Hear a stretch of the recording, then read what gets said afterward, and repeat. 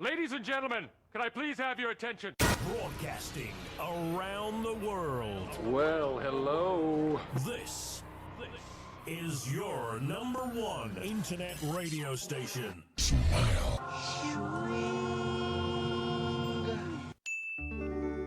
Here's my story, it's sad but true. It's about a girl that I once knew. She took my love, then ran around. Single guy in town. Hey, hey, whoa, whoa, whoa. Hey, hey, I'm Betty, hey, hey, I'm Betty, hey, hey, I'm Betty, hey, oh. Never should have known it from the very start. This girl will leave me with a broken heart. I asked some people what I'm telling you. I keep away from a runaround Sue, yeah. Whoa. Whoa, cry like I do. Oh, oh, oh, oh, whoa. Hello. We're back. We had a week off last week, but we're back. Someone had man flu and was feeling sorry for himself. We're back with a bang this week. We've got a lot to catch up on, a couple of new signings in Super League with 2 Challenge Cup semi-finals to preview. We've got the relegation and the playoff running to look ahead to as well. We've got it all happening, haven't we, Zoe? Yes. Are we on Facebook Live? Yes. Richard's slightly unorthodox way of doing Facebook Live, but we're on. We're on. I don't know if it'll make me look good or better or worse. But we'll see. You'll be able to see my tan anyway. Look at us there, look. Oh, David Smith is watching with you. David, thanks for joining us. I'm sure you'll have plenty to say. Well, we'll start, I think, Zoe. We'll start with the player news that's coming today. I think the cameraman's a bit dodgy, if I'm honest. So, confirmed this morning, James Maloney has signed for the Catalan Dragons on a 3-year deal from the NRL. 3 years seems a lot. Considering he is 33. And he has an ongoing injury. But, he's a fantastic player. I've always liked him. I think it's a fantastic signing for Super League in general because he's had such a long career, both in the NRL, State of Origin. He's proved himself at all levels of the game. And it's a sign of intent from Catalans for next year, I think, and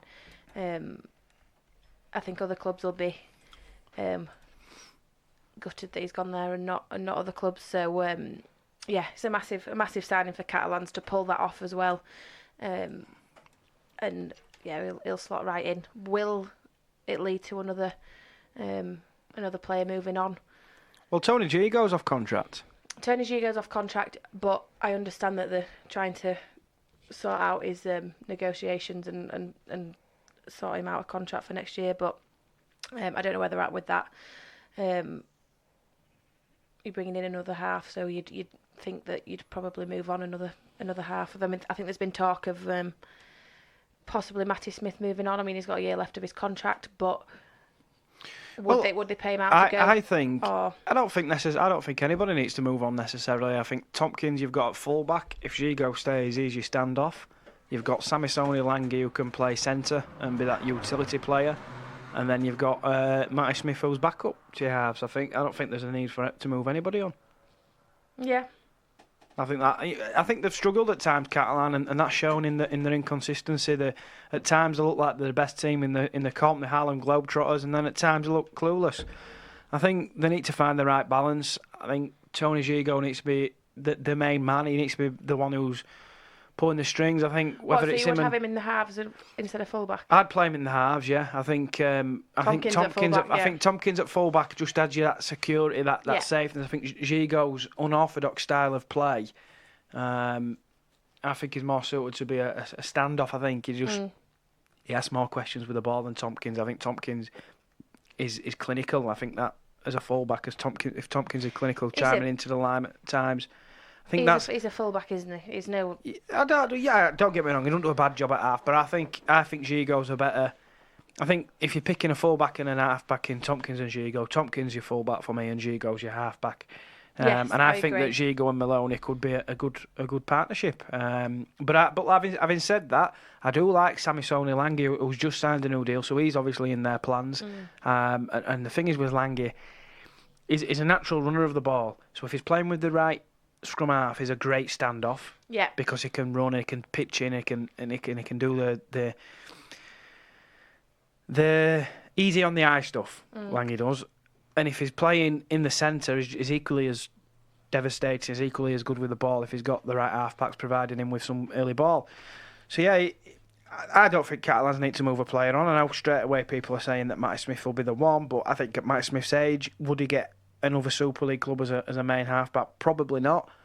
Is he happy living in the south of France on a decent pay packet with a view to probably playing some games because they're not going to go in, they're not going to go injury-free all season? Yes. So yeah, Matty Smith back up half, Lange in the centres, Gigo and Maloney in the halves, Tompkins at fullback for me in 2020 for the Catalan Dragons. Yeah, I would agree. The only thing for me would be the Matty Smith conundrum. I don't know whether you don't know, do you? I mean, he's getting on a bit now, and he's coming to the back end of his career. He's had a fantastic career everywhere he's been. Will he be happy with being a backup half? You said he would. I'm not too sure, but we'll see. We'll see what happens in the coming weeks. Yeah, it's not the fact that I think Matty Smith would be happy. I don't think Catalans would be in a rush to let him go. I think, they'd be happy to keep him, and that is the question. Will Matty Smith be happy? Look, he might go on loan somewhere. He might stay. Catalans will probably want to keep him. He might go on loan to a club that is probably struggling with injuries or loss of form to one of the halfbacks. You don't know. But no, I think Catalans are a dark horse. I say it every year because they always seem to show promises in one season, then sign a few players that you think, wow. But then they never seem to live up to what they promised to do. And that's been the case for 4 or 5 years. I know they won the Challenge Cup last year, and they did great to do so, and thoroughly deserved as well. But there's just something missing for me, and I think, is Maloney a great signing? Yes, he is. Can Catalan build on next season? I'm not too sure. We'll have to wait and see. Yeah, I think you've said it all. I personally think it'll be a fantastic signing for them. Like you said, they are missing something. I mean, Catalans and Hull are probably two of the most inconsistent teams. We've mentioned it before. Will he bring that stability to the side? I mean, I think they might need to make a few more signings. Obviously, he's coming over as their marquee player. They might need to make a few more signings for next year to become... I think that they probably need to strengthen in that middle area. I think they've got a few ageing players. Yeah, well, Greg Bird's obviously leaving at the end of the season, as is, I think, Kenny Edwards as well. So yeah, they'll need to replace players like that. I think they need... I think, for me, Catalans, they've got really... I like the back rowers. I think Matt Whitley and Ben Garcia are two of the best back rowers in the competition. For me, I think they're great. I just think that the lack, whilst the players that they have got, your Remy Castis and your players like that they've been stalwarts for the club, and they still are good players, but they're just getting a year older. And I think if Catalans want to go to that next level, I mean, they signed Sam Cassiano, that's proved to be a good signing. I think we need another couple of props, but they're hard to find. And that's something I'll go on about a little bit later when I talk about Wakefield and where I think they need to strengthen, and the players that are off contract and probably moving on, who are going to be replaced by. And I'm struggling to come up with some names because there's a shortage of them at the minute. Yeah, there's a shortage of them, and then if you're signing players that are sort of getting to the back end of the career, I don't think that would fill fans with much hope for the next coming years. You need to be signing players that are young and up and coming, in my personal opinion. But like you said, there is a lack. There is a lack of good props out there, I think, at the minute that are available and would sign. We've got a few comments coming in. They seem to be hiding these comments, but I found them now.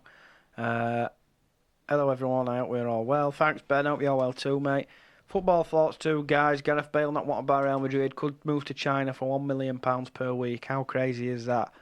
Oh, imagine that, eh? I'd take it. Imagine that. £1 million a week, so how much is that? 52? It's 52, it's 50. Well, I couldn't do quick maths then. I know we're going off on a tangent a little bit here, but come on, we'll talk about this with Gareth Bale, because he seems to be the subject of every transfer window at the minute, as Bale, for the last 3 or 4. And I think still stayed there, hasn't he? And I think, what's the crack with him? I don't know. Is he going to? He seems from the outside looking in. I don't know enough to comment, but I'm going to comment anyway. It looks like Real Madrid don't really want to keep him, but he's happy just to ride out his contract. How long has he got left on his contract? I don't know, but he signed a multi-million pounds contract, didn't he? I think it was a long-term one as well, which took him towards like what will probably be the end of his career. So I'd reckon he's still got a couple of years left in his contract. I think he's probably just not in a rush to move, but you'd want to still play it at the top of your game. And the thing is, as well, it's not like Gareth Bale is a. I'm going to use this as an example. Remember when QPR signed Sean Wright-Phillips from Chelsea, and he were on X amount of money because he were a bright, decent prospect at Chelsea, and QPR come in the league and in Premier League, and they had all this money to spend, and he were on 100 and odd K a week, but were absolutely rubbish when he went to Queen's Park Rangers. But they couldn't ship him on because he were just happy picking up his 100K a week on his 4-year contract he'd signed. For sitting on the bench. And he wouldn't go out on loan. He would just sat there and taking his money. And who can? Well, I say who can blame him. You can't blame him because he's getting all that money. But if you're Gareth Bale, you know, and everybody else knows.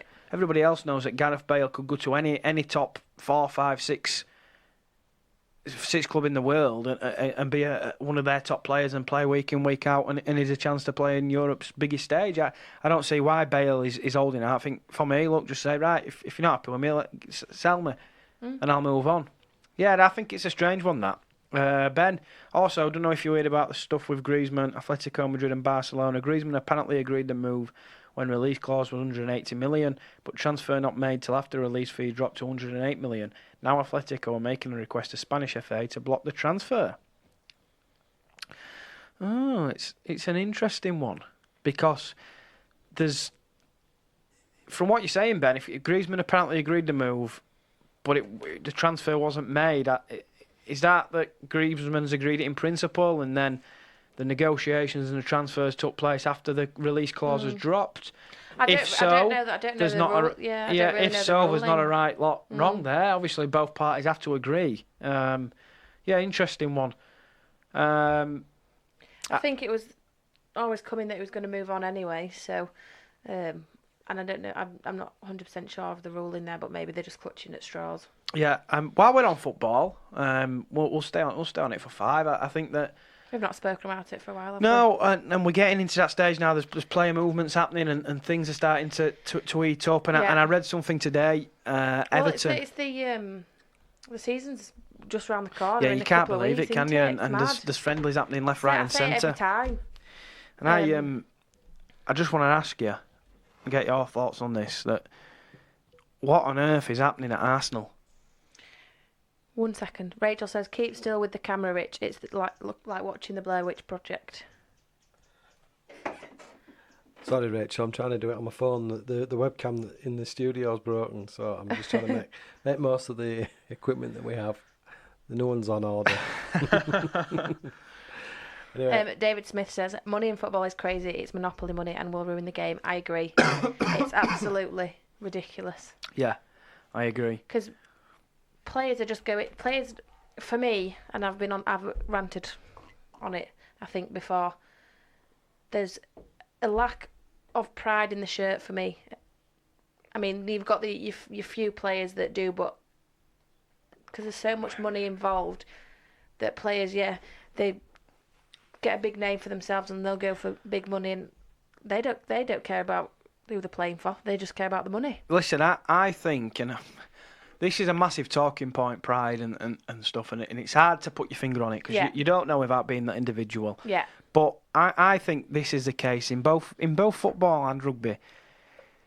I think the players aren't necessarily full of pride and all this about the jersey and playing for that club, because clubs come and go. It's a job at the end of the day. But what should always be top of your pride is your self-pride. There should be self-pride and wanting to do your best whenever you step foot on that field, regardless of what club you're playing for. So I think some of this loyalty and all that sometimes is a little bit, do they bang on about it too much? But I think as individuals, when you step foot on that pitch, regardless of what team you're playing for, you just give 100% because that's what you should do as an individual. Playing a game you love. That's it for me. Oh yeah, no, I understand. But do you think players necessarily do that? Well, it should be a given. It should be a given. I think a lot do. I think there's individuals that are sometimes prone to criticism because of the style, especially in football. I think with rugby league and football, they're two completely different sports in regards to the play. Like at football, for example, you've got Mesut Ozil. I'm using him as an example. An amazing footballer. He's got all the flair, all the finesse in the world, but he's lazy. He won't trap back.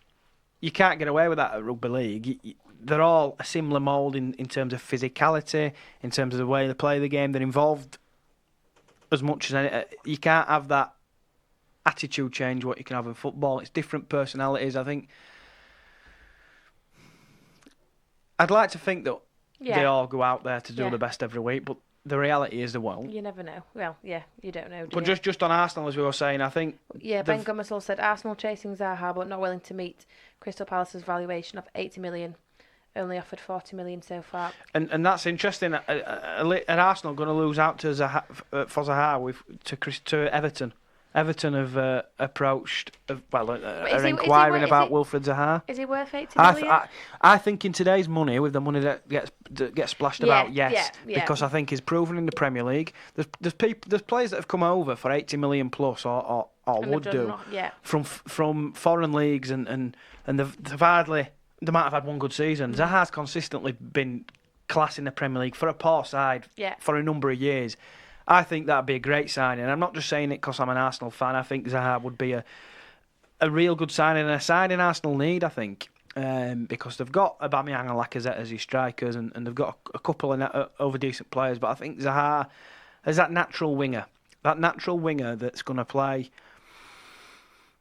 90% of your fixtures on the wing and contribute to about 10 goals and maybe 10, 15 assists. I think that you're guaranteed that with Zaha. I think he's a perfect signing for Arsenal. No, I agree. But like you said, he's been a good player, but in a poor side. Will he be able to make that step up to I think to the bigger side? He's a poor player, but he's consistently done it. He's not just had a good game here and a good game there. He's consistently been a really good player. I get that he's shone in a poor side, but you've got to weigh it up.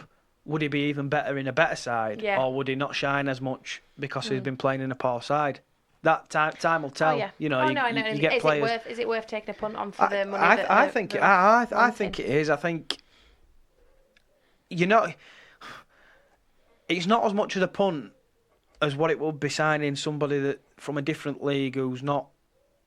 Do you know what I'm saying? Yeah. I understand. I don't think it is much of a punt. I think, although people might say he's not worth that, I think it's just the way things are now. It's just the way things are. Money's just crazy, and Zaha. Yeah. 80, would I sign him for 80 million? Yeah, I would. Yeah. Yeah, and Ben Gummersall said Wan-Bissaka went to Man United for 50 million after one season. So why not? Yeah, well, that's it. Wan-Bissaka. He's only made a name for himself in the past season, hasn't he? And played well. I don't know. We've not seen a ball being kicked yet. That's it. Wan-Bissaka's gone for 60 million, and he's had one good season. If you're a Man United fan, do you think you look at him and think that's a great signing? Yeah, That's who we I should think be. so. That's the type of player we should be signing. And I think what fans need to do is they need to. I know it's hard, but I think they need to forget about what money they've been signed for. I think they just need to look at that player and say, will he strengthen up? I'm not talking about the money that they've signed him for. I'm just saying, how is he the type of Yeah, player yeah, that you'd yeah. want to Oh, sign absolutely. after just the one season in the Premier yeah. League? Oh, yeah, without a shadow of a doubt. I think. Well, yeah, I get what you're saying, but because he's played well at Palace, and but is he good? Well, I mean, Man United, they need to. We've spoken about it before. They need to make changes, and they need something different in the side. But if I'm a Man U fan, I'd be looking at making more big name signings than see, that. that's it, big name signings. But are they going to do the job? I think Wan-Bissaka knows the Premier League. It was good all last season. Yeah, but when you say he knows the Premier League, he's only played one season. Yeah, but he's played one more season than what a foreign player would have done if you'd have signed him. I think he's a great signing. He's a long-term replacement for Valencia, who's moved on. Yeah, I think he's a good signing. I think he'll improve Man United. Absolutely, yeah. Yeah, no, I was just asking your opinion. I'm not 100% convinced, but like I said, I've not seen him. I'll eat my words if he has a fantastic season, but personally, I'm not convinced. I love you. You almost say that all the time. A signing that Wakefield is supposed to be signing, and I think is a great signing if it comes off. And you're not convinced, are you? No. I think the stats don't lie, but there we go. And there's been anyway. Well, Can't discuss it because it's not been confirmed. But we've had this argument off air, but no, I'm not convinced. Well, we'll have a song. Okay. What have you chosen? I've not had any input on the songs. I've chosen today. an absolute belter. It reminds me of when I used to go to Silks. I used to be dancing away. Absolute belter. Don't leave me this way. You listen to Connor and Zoe on the Whistle Live on Smile Radio. You have to bear with me. Hey, you're multitasking quite well. You one on there, microphone in there, control it. Hey, check this out, guy. We'll be right back after this. Oh. Wrong one. Bear with me. You can tell we're live, can't you? Ooh.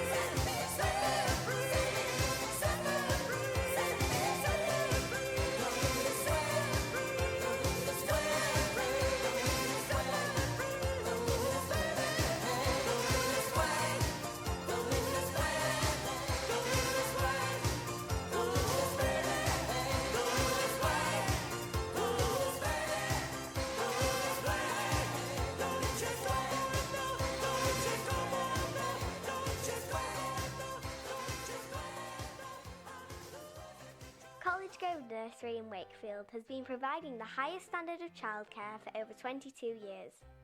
Situated on Eastmore Road, we are close to the M1 and M62 motorway network and also convenient for Wakefield city centre, schools and major places of employment. For more details, check out our website at www.collegegrovenursery.co.uk or give us a call on 01924 200 120 to arrange a visit. College Grove, a special nursery which takes a hand, opens a mind and touches a heart. We're back. Hello. We're back. So we had a bit of a chat about football, touching a bit of base on the off-season talk. Back in action in a couple of weeks. I'm looking forward to it. I think. It caught me off guard really because I've not really sort of been looking and keeping up to I date think that's what it is. I think you know. I don't really know what's been going on, so it was I don't really know who's gone where and and what with rugby happening and being in the thick of things and a lot of talking points at the minute. I think for me, football's just taking a backward step within the off season, but now it's building up. I think I'll start following it a bit more, and I'm looking forward to the season starting. I always do. I always look forward to it getting back underway. So roll on. When's the start? I think the championship's a week before. Yeah, is it August the 10th or something? Yeah. So be here before we know it. But back on rugby league, we spoke about James Maloney. Yes. My thoughts are that he's just come off the back of two state of origin wins. Still at the top of his game, playing in the NRL, playing in the state of origin, obviously. 3-year contract. Is it too long? He's 34 and he's got arm problem. He's got injury problems. Is it too long at his age? Potentially, but he's, for me, showing no signs of slowing down. So why not give him that contract? Well, I want to give him a 3-year, but if that's the only way of ticing him over, then fair enough. That is what it is. One player who's had to retire at 31. So we're going on about James Maloney, who's 34 and just signed a 3-year deal. Well, Tommy Lee today's had to retire at 31, and that shocked me. I read the article. That really did catch me by surprise when it said that Tommy Lee was 31. I'd not. He's been around the block for a number of years as Tommy Lee, and he's played at a number of clubs. Always been a good professional and been a handy player in the fact that he can play a number of positions, but just never had that quality for me that made him into a really good player. I think. He's been a good servant. I think that's how you've got to describe him. He's been solid and always a decent player and a decent person to have in your team. But for me, he's never really taken it to that next level where he can be a game winner, where he can give you that little extra bit of spark to win you the game. He's just solid, does his business around the field, and that's it. And for a player that made his debut, at 16-year-old, and by the time he was 21, he played 78 times for Hull FC already. That's an unbelievable start. Yeah. And then went on. And it's interesting, Tommy Lee has never played outside of the top flight. Never. He's always been a Super League player. And clubs, and he's had, well, we know he's had a lot of different clubs. And they've always... He must have a good agent. And they've always rated him, and he's always got into a side, and he'll always give his 100% effort and all that. But, for me, there's been better players in the Super League. But, of course they have. That's no disrespect to Tommy Lee. I think he's been, like you said, a fantastic servant to the game, and it's a shame that he's had to retire. See, and I've never rated Tommy Lee when I've watched him play for other clubs, and I've always thought, oh God, Tommy Lee. But then when I saw him play for he did a year at Wakefield in 2011, and that was the worst squad I think I've seen at Wakefield. That one, if I'm being honest, I think 2011 was a shocking.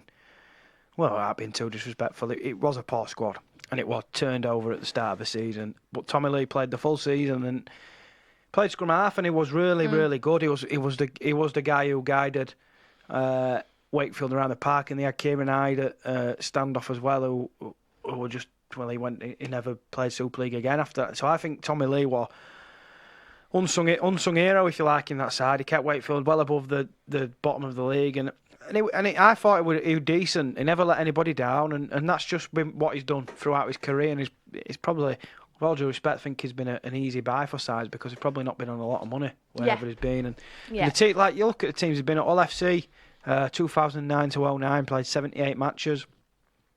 He played at Crusaders, then went to Wakefield, Huddersfield in 2012, London in 2013, Salford 2014 to 16. Then he signed for St Helens. That was always 2017. A bizarre one for me. He still played 19 games that season, you know. So 19 games in one season is a pretty impressive, you know, it's a pretty impressive accolade. The Saints won the league that year as well. So, oh no, it was the year before they won the league. Sorry, ignore me. And then played a couple of seasons at OKR, made 40 appearances. That's interesting in regards to what OKR now do at Hooker, because Parcells out injured. Yeah. They played Danny Addy there at the weekend, and while Danny Addy is a versatile player and handy to have in your squad, he's not an hooker, in my opinion. So is that an area that you think they're going to have to strengthen there? We could struggle. OKR could really struggle. Well, yeah, because obviously they brought Matt Parcell in from Leeds a couple of weeks ago to obviously strengthen the squad and add something a little bit different than probably they've been lacking for the majority of the season, and now he's out injured. They don't, apart from Tommy Lee, they don't really have a recognisable hooker in the side, do they? It's going to have to be. It's going to have to be Addy, isn't it? I think Addy. To be fair to Addy, he's played hooker for Scotland. His national club. He's the first choice hooker. Yeah. And he'll do a job. I just think it just leaves him a little light for options in that area. And when you come to a business end of the season, and look, I feel like I'm blowing smoke up Tommy Lee's backside here, and I'm not, because I've never been his biggest fan, but I think they'll probably miss an experienced head in Tommy Lee, as they will with Sean Lunt, who's gone to Leeds. So I think OKR have got a lot of work to do to survive. I think that Tommy Lee and Sean Lunt are two players that, without making a massive difference on the field in the way they play, I think their experience, I think they'll miss that experience. You'd rather have them in your team than not. If you, like you said, they'll play Danny Addy there probably. But what do you do when Danny Addy has an injury? Well, they've got that George Lawler who plays a bit there, but I think he's more of a back row, loose forward sort of player. So they're struggling for someone that can fit into that role and fit into it well without having to do too much work. Because your likes of Sean Lunt and your likes of Tommy Lee are used to that role and playing that hooker role relatively well. And like you said, they're both experienced heads, and I think OKR, if they're going to survive the job, would have loved to have either of them in the side. Obviously, they signed Matt Parcell to do that, but now he's out injured, they're going to have to look at other options, I think. I tell you what I would be doing if I were Tony Smith. I'd be looking at what's the kid called who's been playing at Saints but's not going to play? Aaron Smith, yeah. He was on loan last year at OKR, if I remember rightly. I'd be looking at getting him back. I think he's got some real potential. Just on loan, because I think as soon as that's what I mean. James Roby comes back, or he's fitting now. He's just been using Smith as a rotating, and he's not going to even be in the 17 because Roby's going to do your 18 every week. Yeah. I'd have a look at him, just a month with a recall option. I'd have a look at Aaron Smith. I think he'd be a great signing for OKR at this stage. Would Smith? Ben Gummersall, I think. Even on loan, look at a month's loan to start with, and then because from what I've seen of him, he is a good player. But when you've got the likes of James Roby coming back fit, there's no question who you pick. But he seems like a player that could fit into that whole KI side and the type of player that they need. Well, there's a player that I think once Roby retires in a couple of years, he'll go on and have 10, 12 years at Saints at the top flight. Yeah. Ben, I think the break has come at a good time for Trinity, but realistically, I can't see where they will get another win this year. And Chester appears clueless how to change things at the moment. And then he goes on to say, who is going down from Super League? I think Trinity in real danger of going down at the minute. I think I'm obviously going to be optimistic and favour Wakefield in this running. Naturally, I think the other day I took off my Wakefield cap and I just analysed things and I says right, and I predicted every result from the bottom 5 to the end of the season, and I came up with who did I come up with to go down? Can't remember, but Wakefield was safe, and I only had Wakefield registered for 2 wins. I think it went down. I might have been okay. Went down in the end, or I think it's. But I did, and I didn't favour Wakefield, and I still think they've got enough to stay up. I still think that they'll win 2 matches, and that'll probably be enough.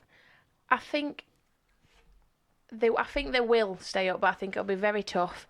When you look at the fixtures that they've got, I would say the only 2 winnable games out of those are the Hull KR and London games. See, having said that, we've been beaten. Wakefield have been beaten twice, 3 times, however many times it is by London. Do you know what I've got? Already. Do you know what I've gone for? So I went for Hull KR to beat Wakefield at Hull KR, but I went for Wakefield to beat Hull at home.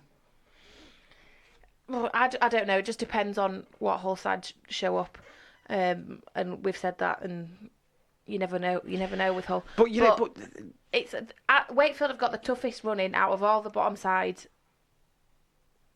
for the rest of the season. They've got St Helens next, Hull, Warrington, Wigan. They're 4 games that you're not going to win. But that's what I'm saying. You're saying that. It wouldn't surprise me now. And this is the conversation I was having with Stu Dickens the other day, one of the assistant coaches at Wakefield. He says, look, it's completely. If we play how we know we can play, and Stu's a level-headed bloke. That's all well and good, but. And everybody knows. No, but you've just said that they're not going to win those 4 games. It won't surprise me if they went and turned Wigan over at home. No, or they went and beat Saints next week after they'd just played in a semi-final. Won't surprise me because they're capable of doing that. Yeah, I know they are, and we've seen the back end of some games that they can play well, but for the past 7 or 8 games, and especially against Wigan on Thursday night, they didn't look like they could score a point in that first half. And if they carry on playing like that, they need to put a full, and we've spoken about it before, they need to put a full 80-minute performance in. And for me, what games I've seen so far this season, they haven't put an 80-minute performance in at all. Ben, you can't be serious. Trinity won't beat Hull. Well, that's just my opinion, Ben. I think they will beat Hull at home. There we go. Any more comments coming in? Rob Murray ferries to Trinity to replace Paulie for next season. No idea. I don't really want to answer that one. Right. Moving on swiftly. And that's not. I've not heard anything. I've only read the rumours that have been going on Facebook and whatever. I've not heard anything. I can't. There's nothing I'm not telling you.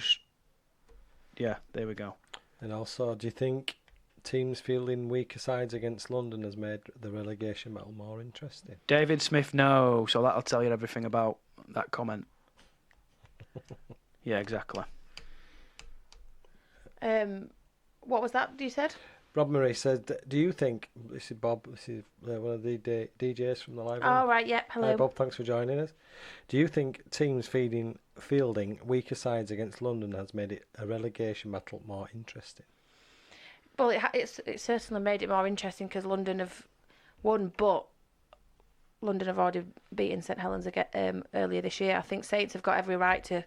I don't think the arguments that I've seen coming from different sides that it's not fair that Saints have rested the players. I think they've got every right to rest the players. They've got a semi-final coming up this weekend. They're cruising at the top of the league. They can rotate as many players as they like. They've earned that right to do that this season, and if they want to put those players in, and that's why they named the squad, that squad depth, that they can bring those players in as and when they want to. So I don't think there's really an argument to say that in my opinion anyway, that they shouldn't be allowed to rest so many players. I think they've earned the right to do that, and London have already showed previously this year that they can beat them. Granted, they didn't have a full strength squad out then, but they had certainly more first team players than they had last weekend. So yeah, I think credit to London. Don't take anything away from them and that win. Obviously, they've beaten them before this season as well, so I think it was a fantastic win for London. They've been playing really well, but yeah, it's blown it wide open. I think because obviously London are now on equal points with Hull KR and the likes of Wakefield and Huddersfield are only a couple of points above the bottom spot. So it's blown it wide open. But yeah, I think it's completely fair that St Helens have rested those players. Yeah, I'd do the same if I was Saints coach. I don't think there's a problem with that. They've got to look after themselves and they can't worry about anybody else. And they're cruising at the top of the league, and they've got a Challenge Cup semi-final to prepare for. So if Saints had been playing Wigan, well, maybe not Wigan, but Saints had been playing anybody else in the comp, they'd have still rested a load of players. So just because it's London, people are reading into it too much. Saints have played that well this season. They're in a position where they can rest as many players as they want, and good luck to them. Good luck to them. Dave Smith saying that the season is a bit of a lottery. Anybody could go down. Go on, Dave. Give us one team. If you've got one team, you're going to put your neck on the line. Pick a team that's going to go down for you, and we'll see. We'll come back. I think we'll have his final song. Yeah. While Dave gets back to us. And don't forget, if you've missed everybody the else show, that's on Facebook Live, tell us who you think's going to go down. So I don't know if I'm going to get a chance to come back on Facebook Live, so you can either message us directly on Facebook or send me a message or email me, richard@smileradio.co, or if you've got Connor's number, message him and Zoe. So you're listening to On The Whistle with Connor and Zoe. And as I said earlier on, if you've missed this show or any other show, you can go to our website, www.smileradio.co, click on demand, or download the podcast from iTunes, Spotify, Podbean, and all the major podcasting sites. So, Connor, what's the last song? Bit of Reggie and Bolly, absolute belter. Shabba. We'll be right back after this.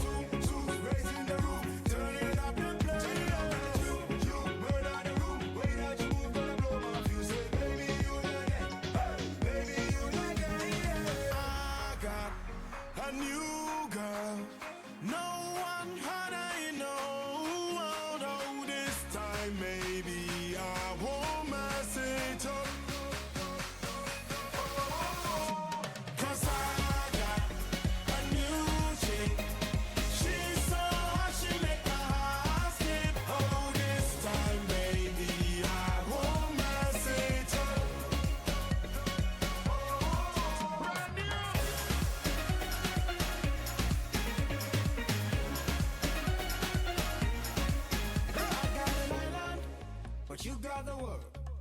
We light up the universe if you were my girl. But you might be upset. I'll be okay. Let's go. Well, let's get drunk in love and do it our way. Yeah, yeah. So I gotta get you, tell you the truth. When I do move, gonna blow my fuse.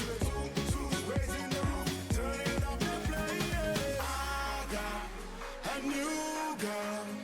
No one had I know. This time, maybe I won't mess it up. 'Cause I got a new chick. She's so hot, she make my heart skip. Oh, this time, maybe I won't mess it up. Brand new.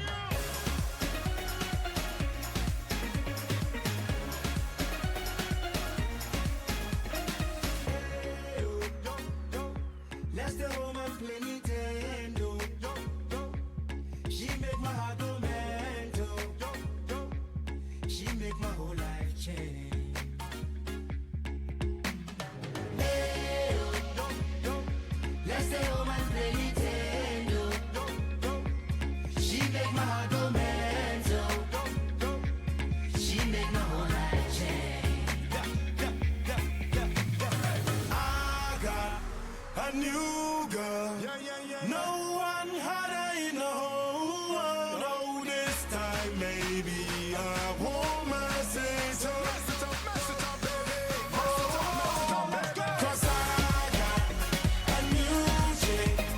She's so hot, she make my heart skip. Oh, this time maybe I won't mess it up.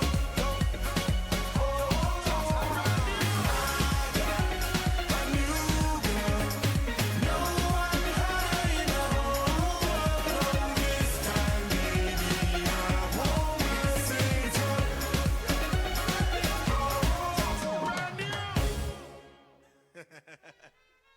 If you're looking for custom-made curtains and blinds, get yourself down to the Curtain Shop. Visit our showrooms at Kingsway Ossett or High Street Normanton. For all your curtains, blinds and upholstery needs, go to the Curtain Shop. And if you mention Smile Radio, you'll qualify for free lining for all custom-made curtains. The Curtain Shop, Kingsway Ossett and High Street Normanton. The Curtain Shop. About 5,000 years ago, Alfred Fossil, a mild-mannered, over-the-hill club DJ, walked into Smile Radio via digital email abomination. He arrived shoeless and toothless from the redneck hills of bloody Tennessee, USA, with plans of delivering more diversity to the Smile musical configurations. Punk rock, mashup, house remixes, and dubstep are his weapons of choice.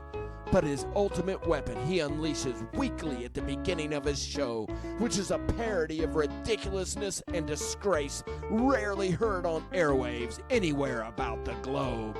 So if you're tired of listening to hip, cool music and their uppity, city-fied ways, but just want to be shocked back into reality, check out Colonel Bacchus Radio, Fridays at 6 p.m., right here on Fish and Chips Happy Smile Radio. We're back. We're back. We're back. Not on Facebook Live, but we're back on the app because Richard's hands were getting cramp. Ben, we've got a comment from Ben, says, what happens if Toronto get promotion and Rhinos finish at bottom? Will Super League still relegate the Rhinos? I don't see how they can't. They've got to, haven't they? Yeah. Yeah. I mean, I know there's whatever people are saying, but they can't change the rules this late on just to suit one team. If they finish bottom, they finish bottom and they go down. It's as simple as that. And I think Leeds are lucky in the fact that they play St Helens the week before or after Wembley. Yeah. And they'll probably get 2 points there at home. Yeah. Other than that, I think Leeds are in a massive, massive hole. They've got an hard run in. Some tough, tricky away fixtures. They're in as much danger as anybody else. They had 2 good wins against Wakefield and Cass. And to be honest, I think we keep forgetting that they're so... They didn't really have to work hard for the win against Wakefield, and against Cass they were decent. But then they've lost to Ulkar at home and Hull at home, so they've lost 2 back-to-back home games. They're in a hole of Leeds, a massive hole, and they don't seem to be getting out of it. And I think with Leeds, I think we've become so accustomed to sort of seeing them pull it round and get the wins where they need to get the wins. But this season, they seem to just... I mean, they've won a few and then they've gone back in to the danger zone. And I can't... I mean, apart from your London and Hull KR, obviously, Leeds, if they don't get their act together, could be down there at the bottom of the season. Yeah, I think people are sort of forgetting that Leeds are still in a hole. The fact that they signed Louis, then they got a couple of good wins, and they started, they looked like a decent side. People are now sort of thinking that Leeds will be all right. Being a bit more optimistic, but... And signed that Reece Martin, who's gone quite well for them. But they're still a million miles off, and it doesn't like improving for them. But as Dave said earlier, I think it is a lottery who goes down. It is. You could pick a name out of the hat. Wakefield are in 8th. You've got Huddersfield in 9th.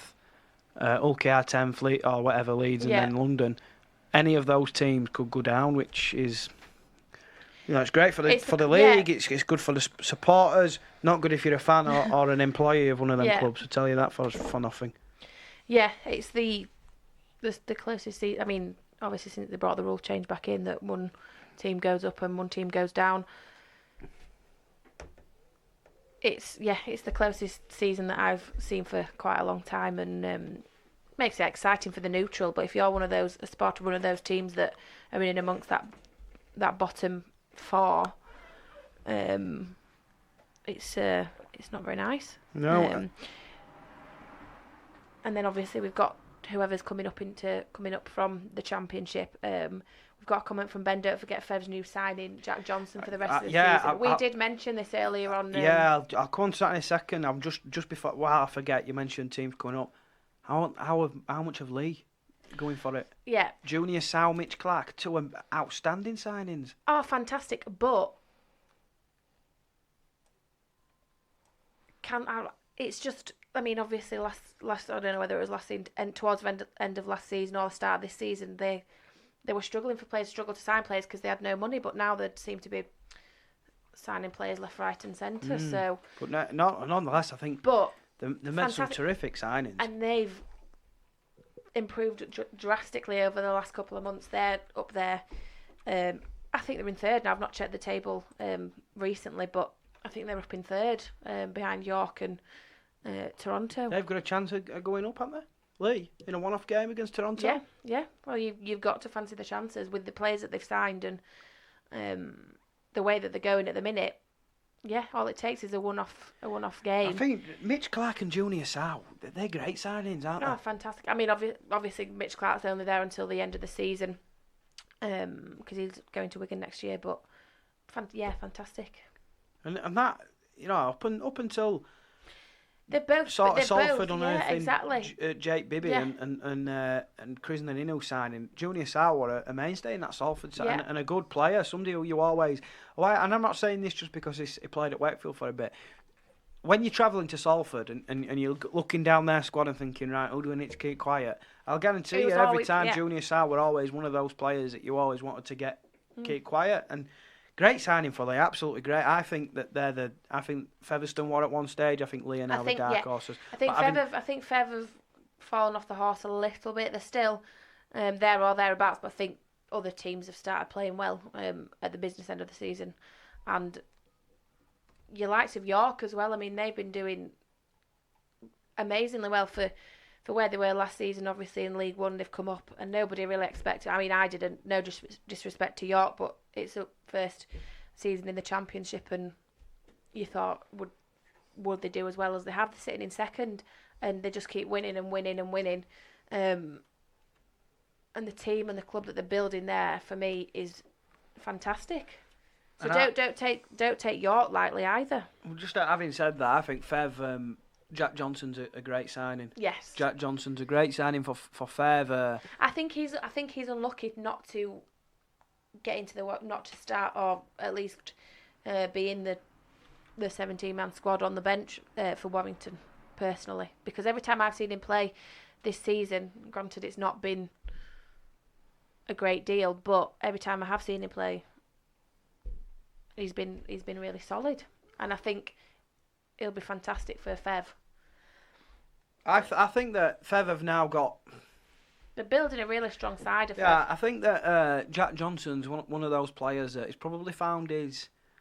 I think he's probably got the potential to play Super League, but he's found a level where he's going to play every week now, and the challenge for Jack Johnson now is to find his way back into Super League. Now he can do that at Fev, and I'm not saying Fev are going to get promoted, but I mean in terms of himself putting himself in the shop window.